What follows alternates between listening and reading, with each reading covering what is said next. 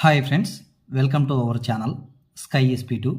ఈ వీడియో కనుక మీకు నచ్చినట్లయితే స్కై ఎస్పీ2 అనే యూట్యూబ్ ఛానల్ను సబ్స్క్రైబ్ చేసి లైక్ చేసి షేర్ చేయండి ఫ్రెండ్స్. ఈరోజు కరెంట్ అఫైర్స్తో చూడండి. 2వ తేదీ జనవరి 2024 నాటి కరెంట్ అఫైర్స్. అందులో మొదటి చూడండి, దేశంలోనే పొడవైన సముద్ర వంతెన. దేశంలోనే పొడవైన సముద్ర వంతెన. దేశంలోనే అతి పొడవైన సముద్ర వంతెన ముంబై ట్రాన్స్ హార్బర్ లింక్ MTHLను జనవరి 12న ప్రధాని నరేంద్ర మోడీ ప్రారంభించనున్నారు. చూడండి, ఎప్పుడంటే జనవరి 12న ప్రధానమంత్రి నరేంద్ర మోడీ గారు ప్రారంభించనున్నారు.